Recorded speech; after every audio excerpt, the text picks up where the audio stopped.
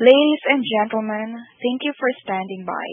Welcome to the Acadian Asset Management Incorporated earnings conference call and webcast for the third quarter 2025. During the call, all participants will be in a listen-only mode.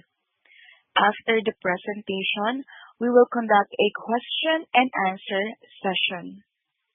To be added to the queue, please press the star followed by 1 at any time during the call. If you need to reach an operator, please press the star followed by 0. Please note that this call is being recorded today, Thursday, October 30th, 2025, at 11 a.m. Eastern Time. I would now like to turn the meeting over to Melody Huang, Senior Vice President, Director of Finance and Investor Relations. Please go ahead, Melody. Good morning and welcome to Acadian Asset Management Inc.'s conference call to discuss our results for the third quarter ended September 30th, 2025. Before we begin the presentation, please know that we may make forward-looking statements about our business and financial performance. Each forward-looking statement is subject to risks and uncertainties that could cause actual results to differ materially from those projected. Additional information regarding this risk and uncertainties appears in our SEC filings, including the Form 8-K filed today containing the earnings release, our 2024 Form 10-K, and our Form 10-Q for the first and second quarter of 2025. Any forward-looking statements that we make on this call are based on assumptions as of today, and we undertake no obligation to update them as a result of new information or future events. We may also reference certain non-GAAP financial measures. Information about any non-GAAP measures referenced, including a reconciliation of those measures to GAAP measures, can be found on our website, along with the slides that we will use as part of today's discussion. Finally, nothing herein shall be deemed to be an offer or solicitation to buy any investment products. Kelly Young, our President and Chief Executive Officer, will lead the call. And now I'm pleased to turn the call over to Kelly. Thanks, Melody. Good morning, everyone, and thank you for joining us today. I'm thrilled to share our Q3 2025 results with you as Acadian continues to grow and reach new heights. Every milestone we hit reflects our team's discipline and dedication in executing the organic growth plan we articulated when I assumed the CEO role at the beginning of the year. We remain focused on expanding targeted product and distribution initiatives to deliver long-term growth and shareholder value. Beginning on slide 3, Acadian is the only pure-play, publicly traded systematic manager. Founded in 1986, Acadian has pioneered systematic investing, and we continue to lead the space through constant innovation. We have delivered sustained outperformance across various investment strategies and through numerous market cycles. We manage $166.4 billion of AUM and are a pure systematic manager, applying data and cutting-edge techniques to the evaluation of global stocks and corporate bonds. 95% of our strategies by revenue have outperformed benchmarks over a 5-year period, with a 4.5% annualized excess return. Our competitive edge comes from a combination of world-class talent, data-driven insights, and innovative tools which enable us to generate unique research and risk-adjusted returns that help our clients achieve their long-term investment goals. Our investment team is comprised of over 100 individuals with a depth and breadth of experience across many disciplines of finance, statistics, and economics, and a shared culture of collaboration and innovation. We're implementing focused product and distribution initiatives to drive sustainable growth, which I will discuss in more detail. Slide 4 showcases Acadian's Q3 2025 strong performance. Our US GAAP net income attributable to controlling interests was down 11%, and EPS was down 7% compared to prior year due to increased operating expenses, driven by increased non-cash expenses, representing changes in the value of Acadian LLC equity and profits interests. Our ENI diluted EPS of 76 cents was up 29%, and our adjusted EBITDA was up 12%, driven by significant growth in recurring base management fees as well as share repurchases. We realized $6.4 billion of positive net client cash flows in Q3 of 25, 4% of beginning period AUM, the second highest in the firm's history, driven by enhanced, extension, and core strategies such as non-US equities. AUM surged to $166.4 billion as of September 30th, 2025, marking another record high for Acadian. Turning to slide 5, Acadian's investment performance track record remains strong despite a more challenging recent period. We have 5 major implementations which comprise the majority of our assets. As of September 30, 2025, global equity, emerging markets equity, non-US equity, small cap equity, and enhanced equity have 100% of assets outperforming benchmarks across 3, 5, and 10-year periods, with one minor variation.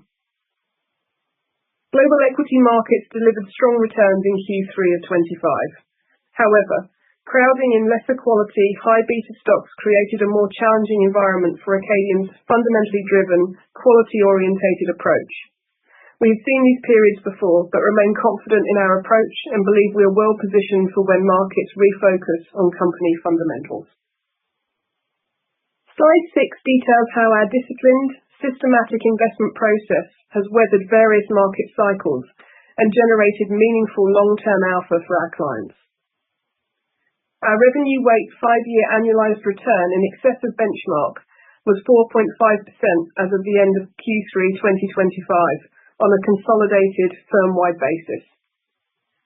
Our asset weight 5-year annualized return in excess of benchmark was 3.5% as of the end of the quarter. By revenue weight, 94% of Acadian strategies outperformed their respective benchmarks across 3, 5, and 10-year periods as of September 30, 2025. And by asset weight, 90% of Acadian strategies outperformed their respective benchmarks across 3, 5, and 10-year periods. Next, on slide 7, I'd like to focus on Acadian's extensive global distribution platform, which has helped us achieve robust gross sales and will continue to be a major driver of growth in the years ahead. Acadian has had a strong global presence for many years, with 4 offices headquartered in Boston, London, Sydney, and Singapore. We have continued to expand our client and distribution team, with over 100 experienced professionals serving more than 1,000 client accounts in more than 40 countries. The team has established strong, deep relationships with many institutional clients, as our average client relationship length with top 50 clients is over 10 years. We work with over 40 investment consultants across market segments and geographies, leading to a diverse client base invested across multiple strategies. We had $39 billion of gross sales in the first 9 months of 2025, which has surpassed our previous record of annual sales of $21 billion in 2024. In tandem with expanding our distribution capabilities, Acadian's business and product development team have been focused on expanding our strategy and vehicle offerings in high demand and growing areas, where Acadian's systematic approach is particularly well suited. Our current pipeline remains robust after the funding of several large mandate wins in Q3 of 2025. Moving to slide 8. Acadian's standing as a highly regarded institutional asset manager is a testament to our proven investment process, as well as Acadian's world-class investment and distribution teams. We have 5 clients among the top 20 global asset owners and 24 clients among the top 50 US retirement plans. More than 40% of our assets are from clients invested in multiple Acadian strategies. Our client base is diverse, with 43% of assets managed for clients outside the US. We offer over 80 institutional quality funds for investors. And we achieved $39 billion of gross sales in the first 9 months of 2025, and reached $166 billion of AUM as of September 30th, 2025. Slide 9 highlights the sustained momentum in Acadian's net flows. We realized positive net flows of $6.4 billion in Q3 of 2025, the second highest in the firm's history, representing 4% of beginning period AUM. This quarter's net flows were diverse across products and client types. Both enhanced and extension equities generated strong NCCF, and core strategies such as non-US also saw meaningful net inflows. Year to date, we generated net flows of $24 billion. With positive flows of $1.8 billion in 2024, we have now generated 7 consecutive quarters of positive net flows. As indicated earlier, our current pipeline remains robust after the funding of a number of significant client wins year to date. I'm now going to turn it over to our CFO, Scott Hines, to provide you with more detail on our financial performance this quarter and an update on capital allocation. Thanks, Kelly. Turning to slide 11, our key GAAP and E&I performance metrics are summarized here. As previously noted, we manage the business using E&I metrics, which better reflect our underlying operating performance. You can find complete GAAP to E&I reconciliations in the appendix. Let me now turn to our core business results.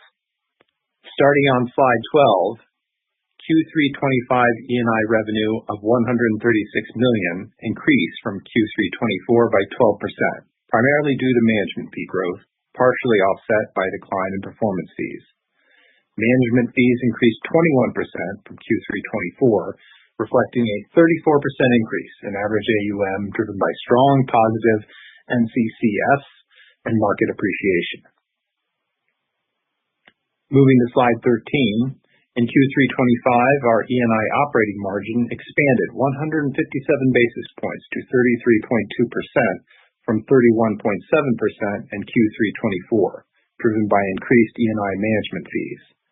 Our Q3 25 operating expense ratio fell 480 basis points year over year to 43.3%, reflecting the impact of improved operating leverage. Our Q3 25 variable compensation ratio decreased to 41.5% in Q3 25 from 43.3% in Q3 24. We now expect that our fiscal year 2025 operating expense ratio will be approximately 44 to 46%, while our fiscal year 2025 variable compensation ratio is now expected to be approximately 43 to 45%. Turning to slide 14 on capital resources, I'll focus on our strengthened balance sheet and the refinancing of our $275 million senior notes. This morning, we noticed the redemption of these notes that were to mature in July 2026. We'll be funding the redemption with a committed 3-year bank term loan and balance sheet cash. The term loan will have a floating rate based on SOFR and does not require annual amortization or principal payment prior to maturity, and it is prepayable at any time with no fees or costs. We expect the senior notes redemption to be completed and for the term loan to fund around December 1st, 2025. As of September 30th, 2025, prior to the senior notes refinancing, our gross debt to adjusted EBITDA ratio was 1.4 times, and net debt to adjusted EBITDA ratio was 0.8 times.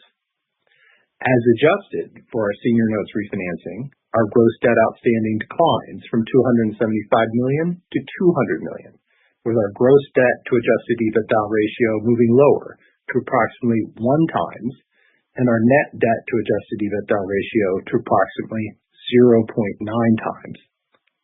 Stepping back, this refinancing transaction is consistent with our disciplined approach to maximizing shareholder value. It increases our balance sheet flexibility, enables further deleveraging, and enhances cash flows to capital management priorities, including investments in organic growth, share repurchases, and dividends. Moving to slide 15, we have a track record of creating significant value through share buybacks in recent years. Outstanding diluted shares have decreased 58% from 86 million in Q4 19 to 35.8 million in Q3 25.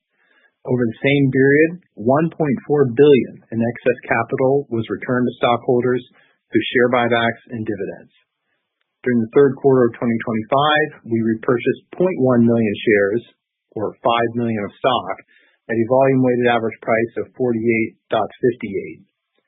AAMI's board declared an interim dividend of 1 cent per share to be paid on December 24, 2025 to shareholders of record as of the close of business on December 12, 2025.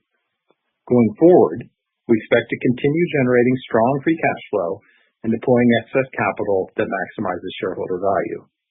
I'll now turn the call back over to Kelly. Before moving to Q&A, let me recap some key points. Acadian is competitively positioned as the only pure-play, publicly traded systematic manager with a nearly 40-year track record and competitive edge in systematic investing. Our investment performance track record remains strong this quarter, with more than 94% of strategies by revenue outperforming over 3, 5, and 10-year periods. Business momentum continued in Q3 of 25, with net inflows of $6.4 billion, the second highest in the firm's history, and with record AUM of $166.4 billion. Q3 25 financial results included record management fees of $136.1 million, up 21% from Q3 of 24. ENI EPS of 76 cents, up 29% from Q3 24. An operating margin expansion to 33.2%, up from 31.7% in Q3 of 24. Finally, capital management remained a focus in the quarter as we repurchased 0.1 million shares, or $5 million of stock, and strengthened our balance sheet with the announced senior notes redemption and term loan refinancing. Acadian is well positioned to continue to drive growth and generate value for shareholders through targeted distribution initiatives and new product offerings. Our talented and dedicated team is acutely focused on achieving these goals, and I look forward to building on the momentum we've seen year to date. This concludes my prepared remarks. At this time, those with questions should leave their phone receiver and press star followed by the number 1 on their telephone keypad. To cancel a question, please press star 1 again. Please hold for a brief moment while we compile the Q&A roster. Your first question comes from the line of Kenneth Lee from RBC Capital Markets. Your line is open. Hey, good morning. Thanks for taking my question. On the institutional pipeline, you mentioned that it still remains robust. Wondering if you could just talk a little bit more around the composition, any particular strategies or strategy buckets that you're seeing demand in from clients. Thanks. Hi, Ken. It's nice to talk to you again. Yes, as I noted, the pipeline continues to look very robust, and the themes that I think we talked about on these calls earlier in the year continue. So, enhanced equity continues to resonate with a number of our clients, particularly I'd say our international clients outside of the US, although increasingly within the US. And we've seen a real pickup of interest in the second part of this year in our extension strategies. I would say that's primarily driven by US clients, but again, we're starting to see some interest there outside with non-US investors. So those are clearly two themes that I think have continued through 2025, and continue to see really robust interest in our core strategies, where obviously we have very long-term attractive track records there, and particularly I'd say international equity clients looking to allocate perhaps to strategies that aren't sort of US dominated. So continuing to see a real interest there. So the pipeline looks very diverse by strategy, continues to look very diverse by client domicile, and we continue to edge closer to that 50-50 split of AUM between US and non-US clients that we have been targeting for some time. Gotcha. Very helpful there. And just one follow-up, if I may. Any updated round outlook for capital management? You mentioned plans to redeem the senior notes as well as refi with the term loan. Relatedly, any plans about how you think about paying down that term loan over time? Thanks. Yep. Hey, Ken, it's Scott. Thanks for joining this morning. It's good to talk again. In regards to capital management, I think, look, I would anticipate that we'll continue to be pretty athletic in this regard. So we feel really good about the senior notes redemption and landing with the committed financing we have in place with a new term loan A. A lot of flexibility there, and I think you'll see us look every quarter to stare at what's the best answer for our shareholders, recognizing we do have that prioritization as we've spoken about before about organic growth and prioritizing organic growth, and then going from there in terms of return of capital to shareholders. So I think there is a balance. I think we're really well positioned. I think we'll be looking again every quarter, and you saw this quarter. I think that's reflected. We had a lot, as you can see, going on this quarter. Another great quarter of performance, strong free cash flows, but we did have this refinancing, and yet we were still in the market doing share repurchases. So I think that's reflective. Again, my words, I think we're going to be pretty athletic in this regard. Every quarter, looking to step into the market when appropriate in terms of share repurchases, while still being mindful of that debt position. This was, as you can see clearly, a deleverage move. We think that's the right position to be in. I would note in this regard that we also upsized our existing revolver. So I think we're marching to a place of continuing to have a little less leverage. So that $200 million term loan A is a lot of flexibility there for us to repay early, no fees or costs associated with that. So we'll be revisiting that every quarter. Does that make sense? Yeah, that makes sense. That makes sense. Thanks for that color there. And if I could squeeze one more question in, really appreciate the detail around global distribution. Just curious, what's been driving the pickup, the meaningful pickup in gross inflows that you've been seeing over the last year or two? Were there any specific initiatives or efforts within the distribution platform, or is it more related to what you're seeing in terms of its client trends? Thanks.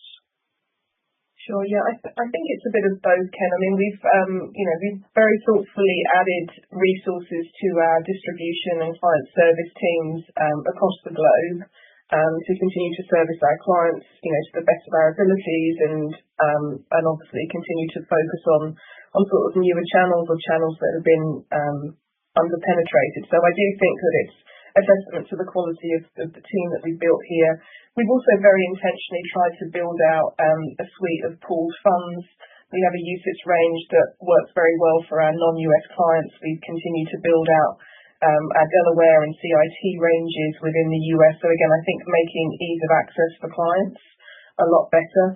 And then I do just think, as well as we talked about, things like enhancement extensions are capturing the imagination and satisfying a client need at the moment. So I think it's a combination of all of those things. But again, being very intentional about adding to an already incredibly talented team here and being very intentional about that. Great, very helpful there. Thanks again. Thanks. Your next question comes from the line of John Dunn of Evercore. Your line is open. Thanks, guys. Yeah, I wonder, you just talked about like the domicile mix of your AUM. Could you remind us of the geographic mix of your investment strategies, and then just any change you're seeing in the demand for non-U.S. exposure relative, to the last year or so? Sure. Yeah. Nice to talk to you again, John.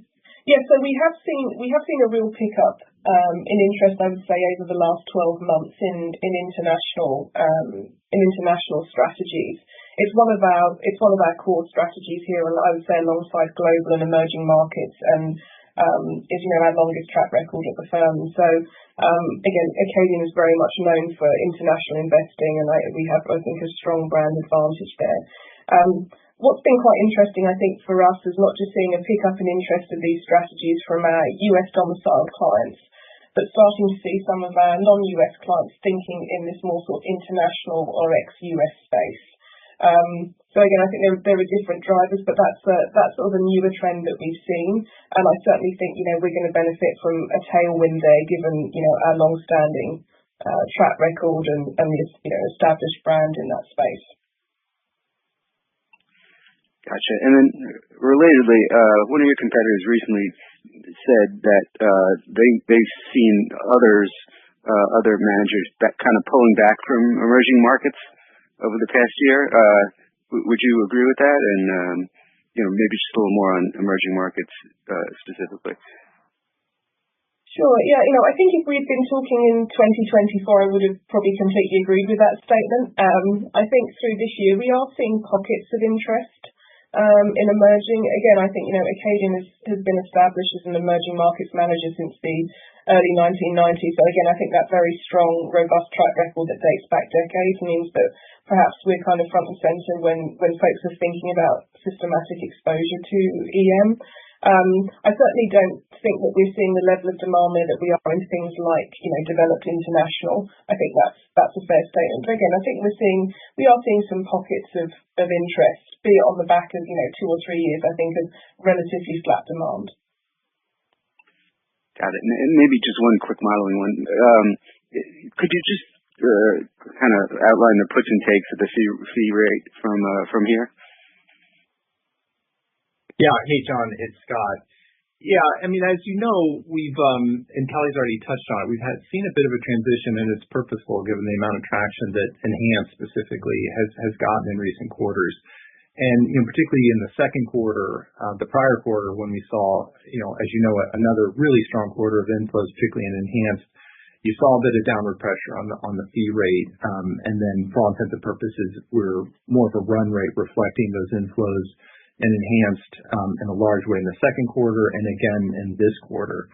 As we said prior, in all candor, this is an output, and there's a lot of things at work here that are not in our control. So more specifically, broader market levels and where we're seeing client demand. As Kelly said, Enhanced has gotten a lot of traction in recent quarters, and we're seeing at the pipeline, as she already articulated, it's still there.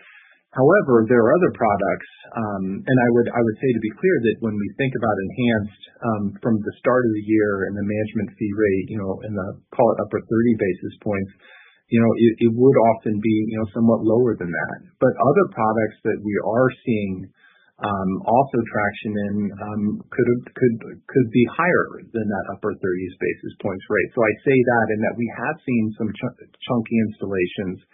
And it can move around quarter to quarter. So that's a long way of saying, we have seen this direction of travel closer to the mid-30s range. I think, all else equal, looking at the pipeline today, you could see another basis point to come lower, perhaps next quarter, particularly if Enhanced materializes the way that we're staring at now at the pipeline. But a few chunky wins in another product, which are very much on the table, could have a different effect. So that's a long way of saying there has been this dynamic. I think you could continue to see a little bit of downward pressure in the fee rate given the ongoing traction Enhanced in the fourth quarter. But I'll tell you, it's not something that I think we can continue to pencil in necessarily. There's just too many factors at work, particularly when we look at 2026 and beyond. Hopefully that's of help. Yeah, it is. Gotcha. Thanks very much. Your next question comes from the line of Michael Cyprys of Morgan Stanley. Your line is now open. Hi, good morning, Kelly, Scott. Question for you on the platform today. Clearly a lot of momentum with your Enhanced and extension strategies, but when you look at the platform, are there any capabilities, geographies, any areas that are lacking today that could, no pun intended, enhance your value proposition with clients? And just curious how you're thinking about inorganic versus organic initiatives as you look out from here. Yeah, I'd like to speak to you again, Michael.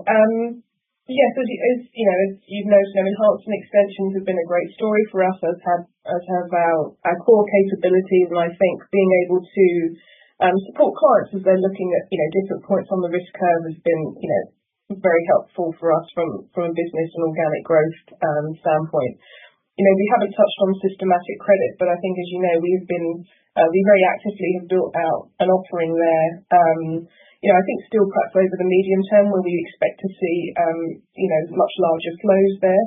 We're coming up on our 2-year anniversary of our longest running strategy in that space next month. So as we think about, pivoting away from perhaps some of that equity exposure, although I do feel, much more comfortable now than a couple of years ago with how diversified that is across the risk spectrum, across geographies.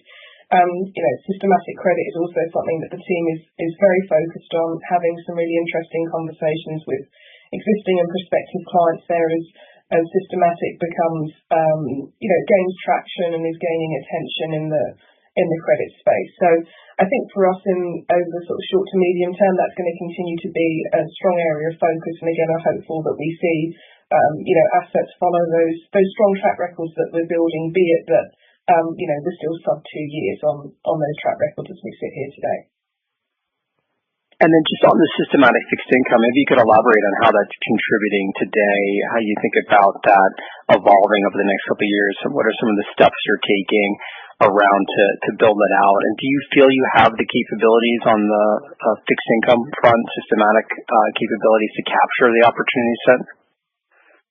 Yes, absolutely. I mean, we hired a gentleman, Scott Richardson, to run this initiative 3.5 years ago, who comes with an extraordinary pedigree in both equity and fixed income investing. So Scott has built out and handpicked, I think, an outstanding team here today of a dozen or so people that have, and again, we feel very well placed. We've been very intentional about how we have gone to market with these strategies. As I say, our US high yield strategy will hit its 2-year anniversary next month. Closely followed by our global high yield and our US investment grade strategies, all between 1 year and 2 years. So I think, again, we have certainly very intentionally built the capability. Those track records are still in, I'd say, incubation stage, but not early incubation. I think much more midterm. We know in fixed income, again, the expectations around returns are that much smaller than they are in equities, and so those 3-year track records, I do think, are going to be very important milestones for clients to gain comfort. But certainly, when I look at the team that Scott has built, when I look at how integrated that is with the existing research team, the infrastructure of the firm here, I think we're going to be very well placed, over the medium to long term in terms of generating, meaningful returns for our investors and meaningful cash flows as well. So again, I feel very confident about it as we sit here today, but with all the caveats that, again, I think in this type of asset class, 3 years is clearly the benchmark that clients will be looking for in terms of gaining comfort. But I do think that what Scott and the team have done in terms of building, very consistent positive performance, month over month, quarter over quarter, is starting, to really resonate. So again, I feel very confident, where we are today, and the expectations of that platform, being able to manage 10, 20 plus billion, certainly is the capability there over time. I just think, as I say, that those 3-year track records are going to be perhaps more important here than they might be in, some other more adjacent areas of our equity business. Great. Thanks so much. As a reminder, please press star 1 on your telephone keypad to ask a question.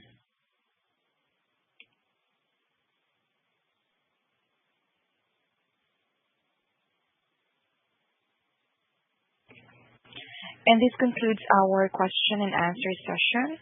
I'd like to turn the